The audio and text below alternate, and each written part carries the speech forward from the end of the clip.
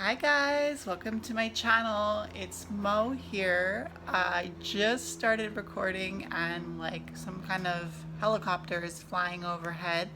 So perfect timing for me to make an interesting introduction. So today is Lugna Sad. I did my Lugna Sad video yesterday and I did my altar and I've been sitting at it a little bit myself today. I thought that I would do a video about my Vampire Diary.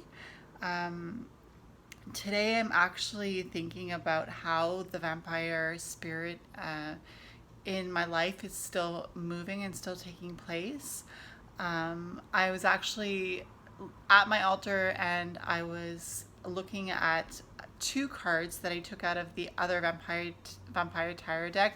Not this one, not the Tarot of Vampire, but the other one that I had shown you that I received. I took the Hermit card out, and you can see the card on my Instagram, Mo_moon, if you're interested in seeing what the Hermit card looks like from that Vampire Tarot deck. But it was that idea that I want to really delve into understanding myself better. And even though COVID here in Montreal, Canada, has kind of lifted a little bit, there isn't as much of a scare around it. A lot of people are going out, including myself. I was going out a little bit to coffee shops, and I really feel that the vampire spirit is one of being independent and being on your own and learning how to adjust to the vampire life, in solitude, even though I have a very good partner that I live with. And I have a lot of beautiful sisters that encourage me and care for me, and some good family members as well. I feel like I am the one who understands myself best, and I'm learning about this new path that I'm going on, and I can't quite put my finger on where I'm going exactly, but it isn't so much about where I'm going as much as it's about, the journey there. And I guess I just wanted to document a little bit about how I'm feeling today and how the vampire spirit is still playing out in my life. I also put the Page of Cups card from the vampire deck on my altar, and I really do feel like the Page of Cups is a messenger card of one of holding the cup with such care and gratitude, and just looking at what's inside the cup that is representative of emotions, and just really cherishing that cup of emotions and not wanting to drink it or do anything with it, but just holding it in pure gratitude and love, and just in awe of what is before you. And I feel like as a vampire cherishes, the life that it takes, through the blood. So I can just really see that those emotions as precious and just cherish them and be so delicate with them and gentle with them. And I'm just thinking about how Lestat in the interview with the vampire, he did, he was trying to teach Louis how to take his own lifeblood. And so he did do it quite disturbingly to one of the women that were there in that room with them. And she was afraid because she was experiencing ecstasy, but then when he stopped, she started to realize reality, and she started to get scared. And he was playing, you know he was playing a little bit with Louis, and he was trying to get Louis to take this woman and allow her to be back in her ecstasy. And so I see how a lot of people could see that as mean, but when you think about the instincts of an animal, or even the instincts of a human being, I should say, because we all have that instinct of wanting to protect ourselves, and we can be quite mean in wanting to protect ourselves. And to someone who is looking from the outside into how we've responded, that could also come across as being rude or mean, and yet we are just trying to protect ourselves, and we're trying to protect those that we love. So, yeah, and I was thinking about Memnoch the Devil because I pulled a card for my Horned Grandfather King message for today, who is Lucifer, the messenger, and I drew the Lover's card. I posted it again on my Instagram, and the message was about how I hold Lucifer gently like a rose, and he as well holds me gently like a rose, and we make space for each other, and we love each other in the sense that we respect each other and we make space for each other. And that brought on the book Memnoch the Devil, where Memnoch, who is the devil in the Anne Rice novel Memnoch the Devil. He comes to Lestat, who is the brat prince of the vampires. That he is usually the main character, Lestat is, and he asks Lestat to listen to his story, and the whole book is about him, Memnoch, and Lestat, and it's about Memnoch bringing Lestat to heaven, to hell, and to Sheol, and to see the transition of life from its very smallest form to its form of the way it is now with humanity. And he pleads his case to express who he truly is, how he's been misunderstood. It's a fantastic book. It's called Memnoch the Devil, and it's by Anne Rice. And that's really what, you know, I do see things differently from reading that book, and I see the truth in it. And so if you're looking for a way to try to see the creation story from in a different through a different eyesight, let's say you've been raised, you know, with a very strict Catholic or Christian background, and you don't know how to see the devil any other way, I would truly tell you to at least read the Coles Notes of Memnoch the Devil. And when I say the Coles Notes, I mean like the shortened version of the actual story. But if you can read Memnoch the Devil, or just skim through it and see, but the best is to read it, to really read it. If you really want to break free from a certain way of looking at things about creation and God and the devil, I would really suggest reading Memnoch the Devil, not because I'm being told to say that, but just because it really helped me. And so when I was thinking about taking a side, because Memnoch wants Lestat to join him in his plight for, you know, helping the humans, and Lestat doesn't really ever choose a side. And I kind of feel like Lestat in the sense that I did not choose to worship either Memnoch or the Hebrew God. I just chose to respect both and to respect their position in the grand scheme of things. And that is how I can identify with the vampire spirit, Lestat's vampire spirit, in that sense of not taking a side specifically, but just respecting and honoring each of them for who they are. And of course I love Lucifer, and of course I honor and respect the Hebrew God because I grew up with him, and I don't, as much as I don't agree with how the Christian religion displays him as, I don't agree that he's a nice God in the Christian religion, because we are supposed to look at the Christian religion's love side through Jesus, who gave his life for the humans in the Bible, and that God is the judge and Jesus is the intermediary between humans and God, and he is what God sees when he wants to forgive humanity. He sees Jesus. And so that idea that God is really rough and really egotistical, it's something that I don't accept into my life. I don't take that and use that belief system anymore. But I do see Memnoch as someone who is close to humanity and very close to my heart. So let's just pick a card from the Tarot of Vampyres. Welcome to my channel. My name is Mauh. Sorry I didn't start off by, introducing myself that way, but my name is Mauh and you're on my channel, Mauh Moon, here on YouTube.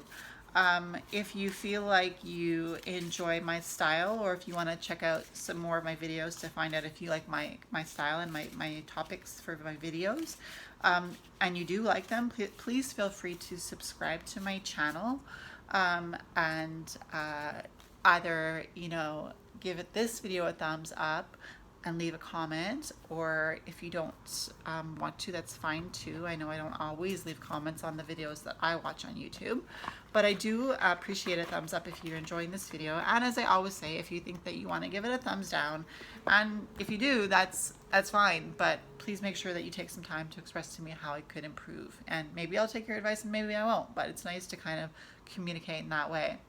So the card that I got is the Six of Scepters.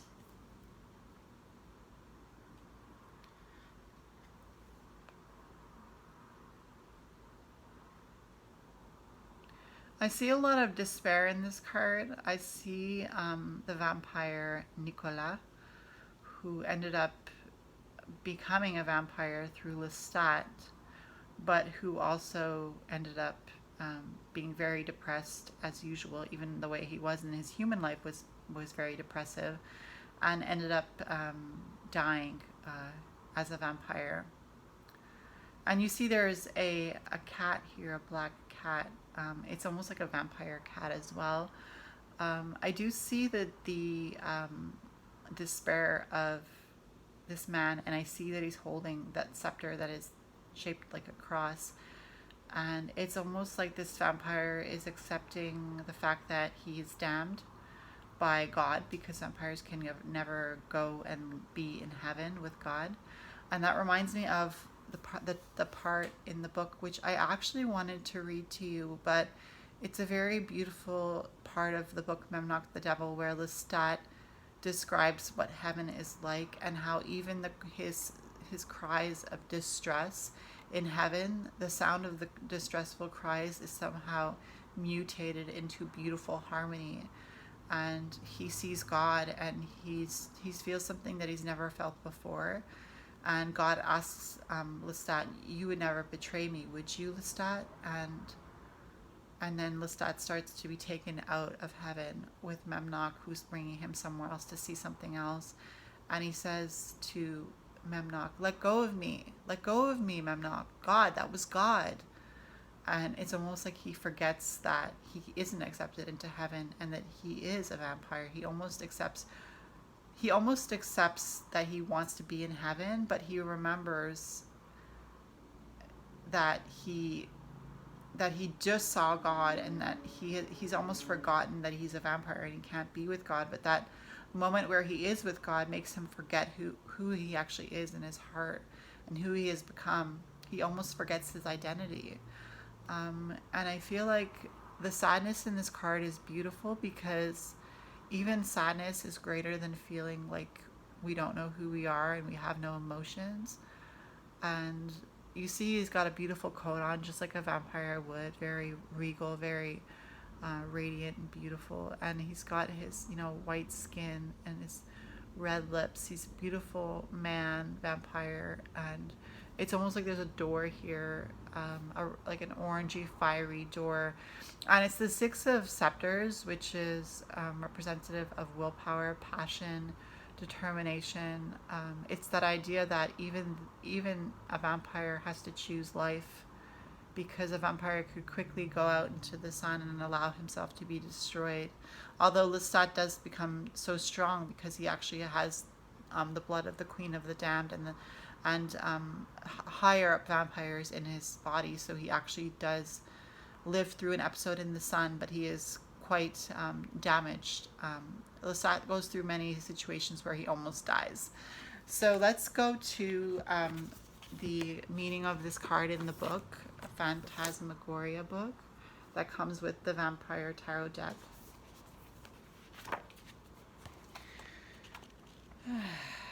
Six of Scepters.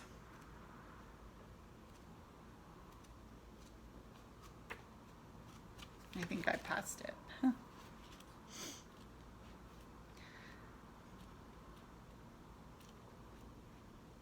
I thank you for watching my videos. If you're listening, I really appreciate you guys watching and supporting my channel. So the Six of Scepters, the alchemy of the Six of Scepters is Jupiter in Leo, which is quite fitting because this is Leo season. We're August. The alchemy is also known as, from the word beauty, which is Tiferet. beauty of fire, equilibrium of spiritual creativity, kindred spirits, Sitael and Almaya. And the equilibrium of spiritual creativity kind of reminds me to that point that I was making where I respect both Lucifer and the Hebrew God. But it's kind of like an equilibrium of spiritual creativity. They each have their purpose. And in me respecting both of them, not necessarily accepting, everything that they have stood for, that they do stand for, but just respecting them equally brings that equilibrium of spiritual creativity.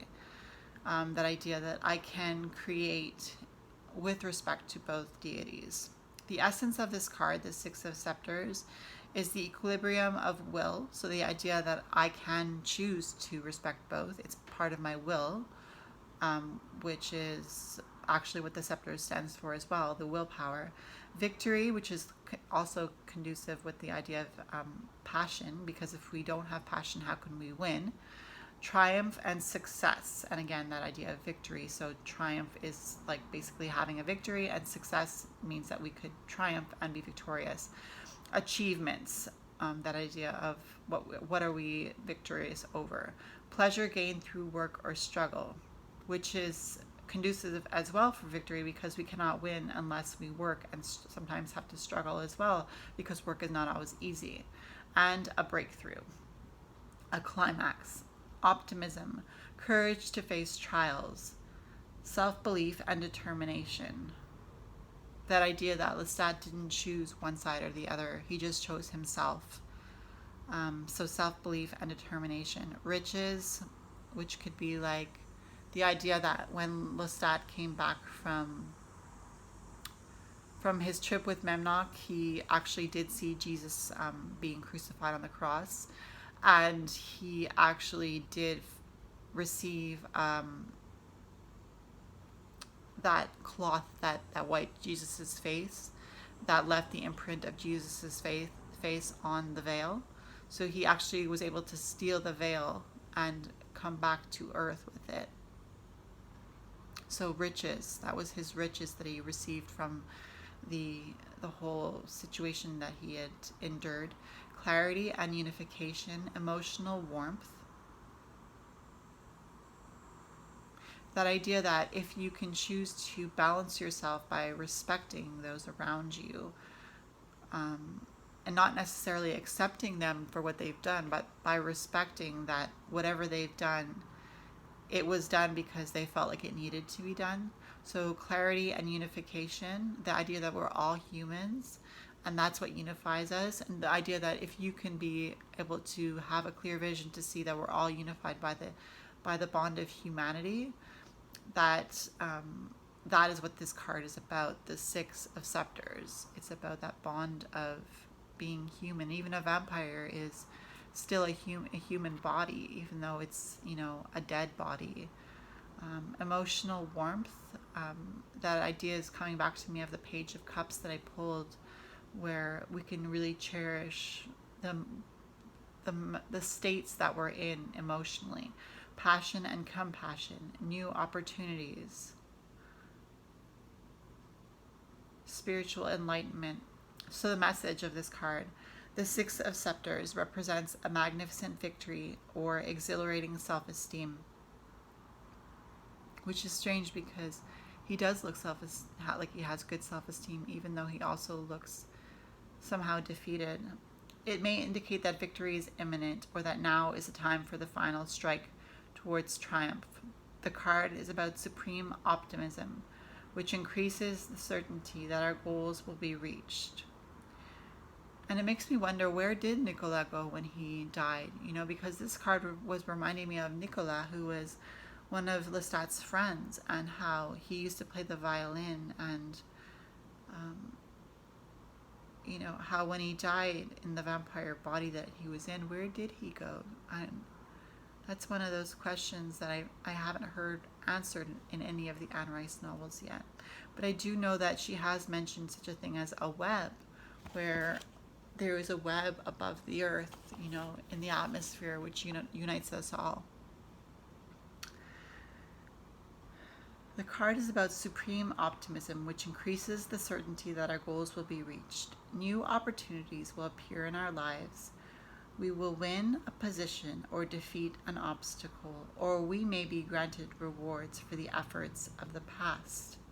That's got the Five of Scepters written in brackets, so that's the card before the Six of Scepters. We feel good about our accomplishments and have reached a place where we obtain the prize. So that idea that even when we obtain a prize and we feel good in that moment of obtaining the prize, we still somehow allow ourselves to be let down after that moment of victory, even though we know that we are still the same person and that we will still possibly be able to feel that moment of victory again. We allow ourselves to drop down, just like somebody being pulled down to the bottom of a water. It's like the victory, when we lose that feeling of the emotions of the victory, it's almost like we're having a stone tied around our ankle and we're being thrown into the water, and that's how far down we drop. I felt that before, actually.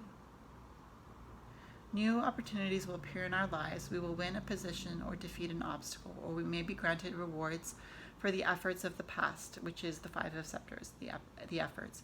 We feel good about our accomplishments and have reached a place where we obtain the prize.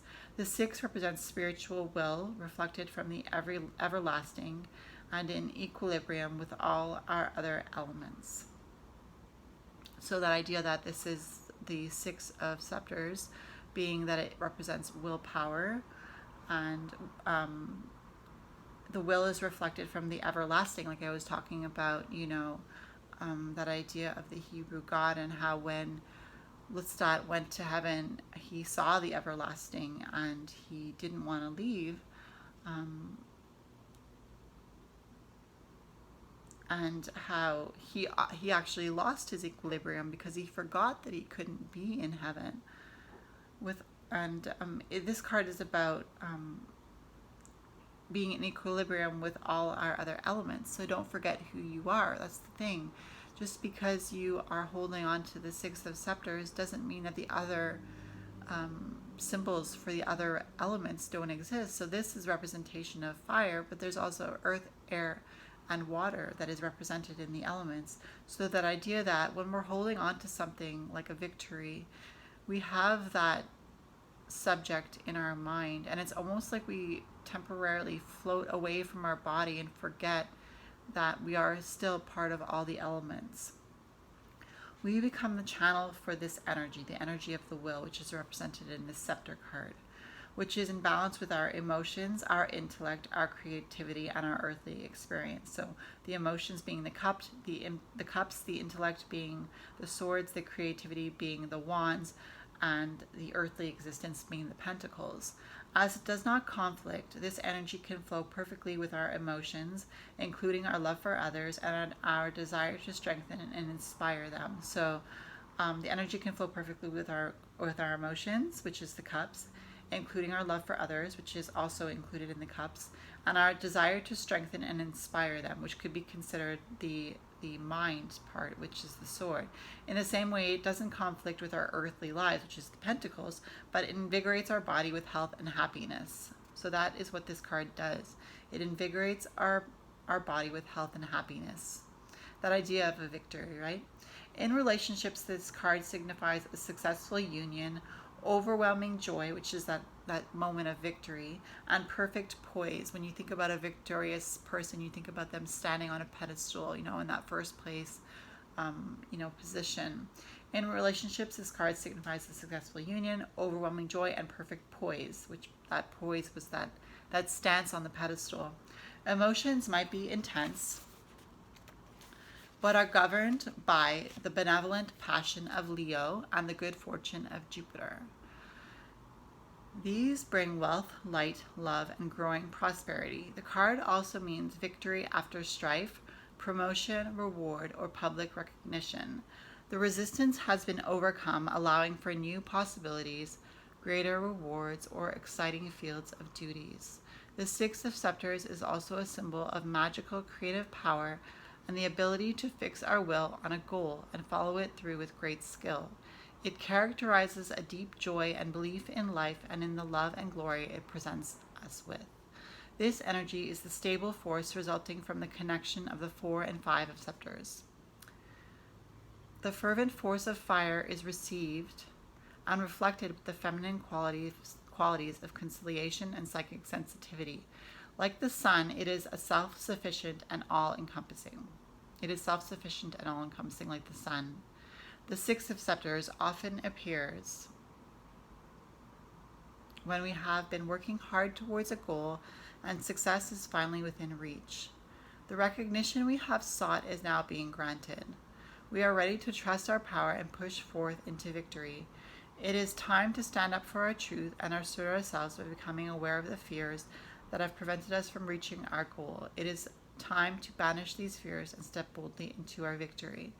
And so this just reminds me of how, the victory for Lestat was in being able to travel with Mauh to see God and to know in greater detail the story of creation. And yet how at the end of the book, Lestat ends up being,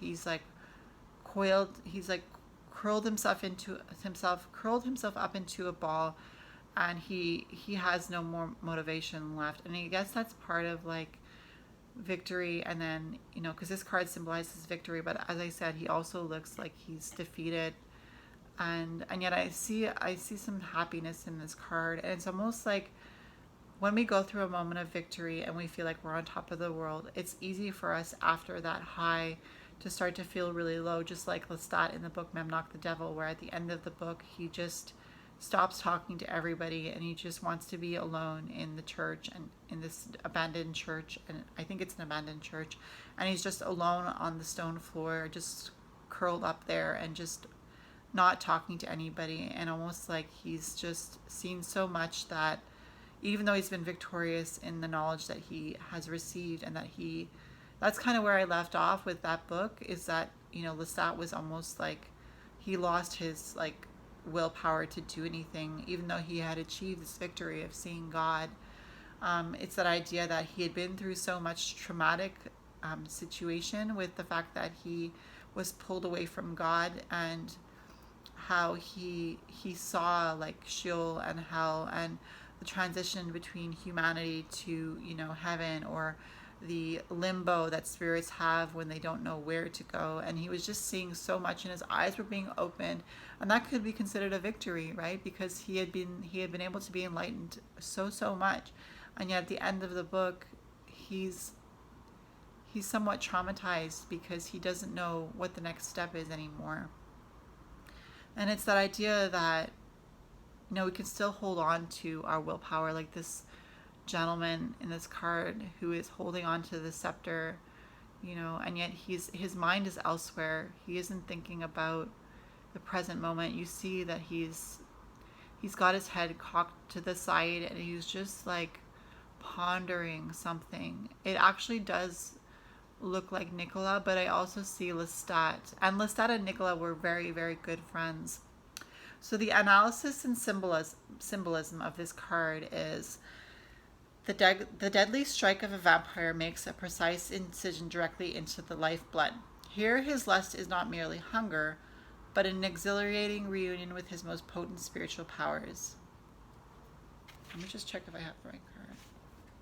Yeah, okay. Here his lust is not merely hunger, but an exhilarating reunion with his most potent spiritual powers.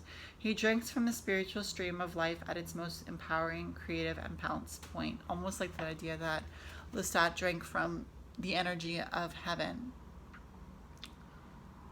and its most empowering, creative, and balanced point. So he drinks from the spiritual stream of life at its most empowering, creative, and balanced point. He draws the everlasting into the realm of human spirituality and self-realization. So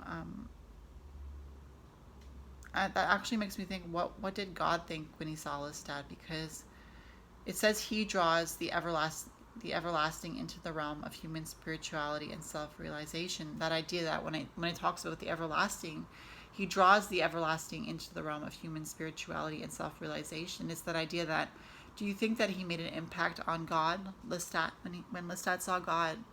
do you think that Lestat's person made an impact on the everlasting? Because here it says he draws the everlasting into the realm of human spirituality and self-realization, which is actually what Mauh tries to do. He tries to draw the everlasting into the idea of understanding human spirituality and the need that the humans have for self-realization. When doing a reading, it's useful to look at how a particular energy is progressing through a series of cards, forming a narrative of the ebb and flow of different energies in the reading. So the idea that when you're doing a tarot reading, let's say you have the cup energy, you have the sword energy, and you have the wands energy, and you have those three energies. But if you don't have the pentacle energy, that is something that's missing in the reading. And that idea that I like to touch on is that sometimes when I am doing a reading, I point out what's missing in the reading. So in that reading, it would be the pentacles that is missing. And this is what it's saying. It's saying when doing a reading, it's useful to look at how a particular energy is progressing through a series of cards, forming a narrative of the ebb and flow of different energies in the reading. So the ebb could be the fact that something is missing in the suits. The energy of the Six of Scepters is triumph. So this card is triumph. The Three of Scepters is taking aim. The Four is centering and fortitude. And the Five is the effort needed to draw the bow. The Six is the exhilaration of seeing our arrows striking the target. Let me read that again. So the Three of Scepters, this is the Six of Scepters. So the Three of Scepters is taking aim. The Four of Scepters is centering and fortitude. And the Five of Scepters is the effort needed to draw the bow. And then this card, the Six of Scepters, is the exhilaration of seeing our arrows striking the target. Which is strange because I don't necessarily see this as someone striking a target. But it could be, what is he thinking about? Is he's got his target with what he's thinking about, because you can tell that his mind is elsewhere. His body is present, but he is not present in his body. So he's thinking about something, and he's actually hit the target for what he's thinking about because he's not there anymore. The sixes of all the suits have a special place in the tarot. They are unique in that they reflect Kether, and they represent the everlasting echo in human spirituality. They are in perfect equilibrium, balanced between the active and inactive, earth and spirit. That idea of Kether being, I believe Kether is the crown of the tree of life. Kether, Shokma, Baina, Shesed. So I think Kether is the top of the tree of life, and I will clarify that with you if it isn't true by putting something on the screen in writing. But it says they are in perfect equilibrium, balance between the active and inactive, earth and spirit. They represent the heart of our psychic body, and like the sun, surrounded by the planets, they keep all our elements in perfect orbit. When we experience the centering in the suit of scepters, everything seems possible. Our will triumphs as though it were divinely ordained. Not only is this card about reaching our goals, but it also holds the certainty and essence of victory in desires as yet unmanifested. Just as the bowman knows with absolute certainty that the target is struck, the split second he releases the arrow, this card urges us to draw from this energy of unquestionable success and self-confidence to achieve our desires. Don't allow yourself to be doubtful. That's what this is saying. It's saying that when you draw your bow in order to throw the arrow at the target, or let go of the arrow so that it hits the target, the bowman, he knows it's going to hit the target. And that's the unquestionable manifestation that he is manifesting, is that idea that he isn't doubting that he's going to hit the target. He's drawing the bow and he's aiming, knowing that that's what he's going to do. He's going to hit the target. Not just that that's the goal of the sport, but mostly that is what he wants. He's going for what he wants, in the idea that he is certain that he's already achieved it. So rather than the grim determination, this card is about the power and satisfaction we feel when we know that we will succeed. Astrologically, this card represents the fortune and expansion of Jupiter in the passionate heat of Leo. It knows no sense of failure. Feelings of radiance and harmony characterize this card, as it also denotes the source and spirit of fire, which is the Ace of Scepters, expanded within our human spirit, a reflection of the everlasting, bringing forth its creation. And there's that idea in that book, Mauh the Devil, where, you know, God made the smallest form of his creation and it started to evolve. It can be viewed as the human soul fulfilling its divine calling, where all our elements unify and strengthen one another. The vampire pictured gazes with self-confidence. Like I said, he knows he's not there anymore. He knows that what he's thinking about, he's actually there with what he's thinking. So it can be viewed as the human soul fulfilling its divine calling, where all our elements unify and strengthen one another. The vampire pictured gazes with self-confidence and pride over his dominion, while the scepter hums with potent coordinated power. By his side we see the fierce panther, fresh from a kill, electrifying, triumphant, igniting its magnificence. Electrifying triumph, igniting its magnificence.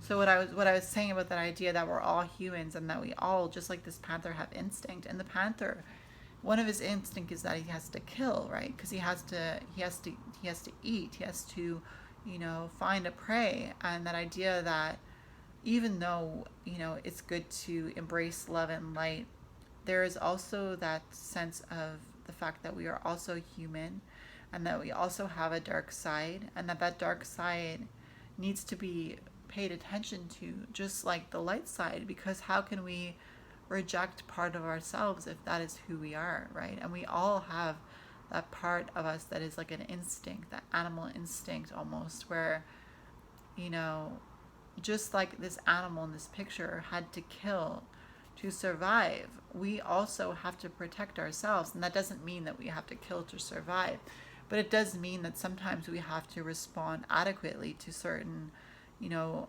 situations that require us to sound a little bit rude or sound a little bit mean, because we need to defend ourselves just like anybody would want to defend themselves in a situation where they feel they are being mistreated or being attacked.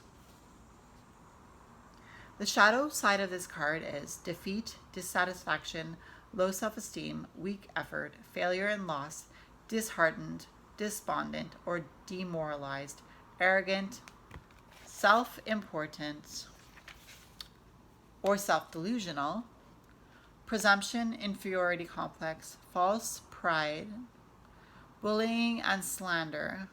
False pride being that idea that maybe you feel proud about something, but if you aren't expressing it properly, it could be false pride. You could be feeling proud of yourself over something that no one even agrees with you about, the fact that you should be prideful about it. Bullying and slander, cowardice, bravado, so, you know, being your biggest cheerleader and making yourself seem like you are bigger than you actually are because you have, like, let's say, an engorged ego about something that isn't legit. Selfishness, uncontrolled power or emotion, strife, obstacles, a lack of virtue. Uncontrolled power or emotion. It's interesting because I am feeling a little bit of confusion with this reading of this card and what the book said, because that's the end of what the book says, the Phantasmagoria book. But it's interesting because I'm not sure who I'm seeing in this card. I'm not sure if I should be seeing somebody who is like Nicolas, in the sense that he was defeated because he did die in the end as a vampire. He couldn't even live as a vampire. Not that it would be any easier to live as a vampire, but it's that idea that, you know, a lot of people do want to imagine that they could be a vampire and be forever eternally beautiful or youthful, or never die, or never truly get sick because they heal so quickly. Just like there's another helicopter or something going up overhead, but I see that red fiery door, and it's almost like it's an energy. It's that energy of the element of fire that is passionate, and that is what this card is about. It's about passion. It's about being passionate to be true to yourself. It's about being passionate to your belief systems.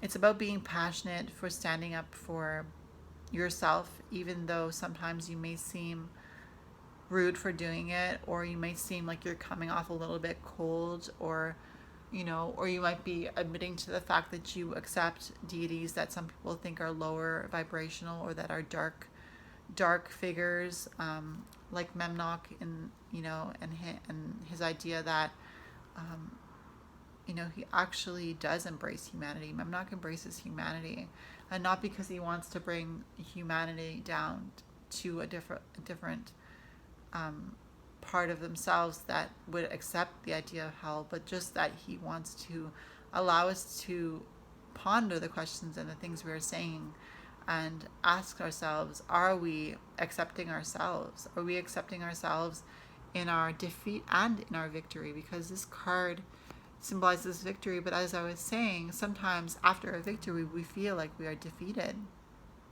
It's that balance of positivity with negativity, and how we have to balance both, because we are both dark and light. So I'm looking at this card, and I'm just looking at how beautiful this beautiful man is. He reminds me of a jester in the sense that he's got his eyes looking kind of like a clown. It's that idea that some people could look at you and misunderstand you, just like some people might look at this card and see nothing of beauty in it.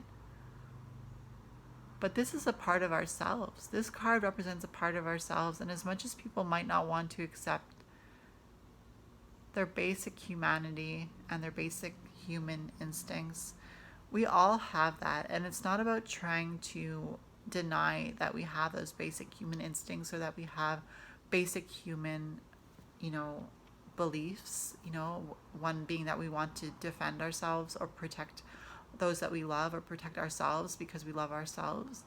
It's the idea that there is a door, it's a passionate door, and you're being invited to step through it. It's that door that leads you to find passion in being true to yourself and being the truest version of yourself. And I really do believe that that's the door that he's looking at. And somehow I feel like that door is in his mind, and he's concentrating on that door, and he's asking himself the question, will I accept myself with all my emotions? Will I accept the fact that even though I go through this door of passionate victory, that when I come back out from that space, I will feel defeated? Because defeat and victory go hand in hand. Because even when you think about a competition where one person is the victor, the two other people are not victors, right? Because they got second and third place, so they actually are somewhat like losers, even though they can pretend that they do have a place as being a hero in the sense that they have won. It's almost like there is no second or third place, really. There's only first place as far as a victory goes, because the second and third place could consider themselves as being defeated, right? It's like, I didn't make it to first place. We don't always know how to make it to first place, but I feel like that door is open to us to always feel like we are ourselves. And I think that the idea is that in feeling like you're always being true to yourself, you can constantly feel like you are in that victor position, because true victory is being true to yourself and accepting the fact that you are human and that you have those human instincts and those human needs and drives. So embrace yourself in your many forms, and I know that Memnoch would do that for you too.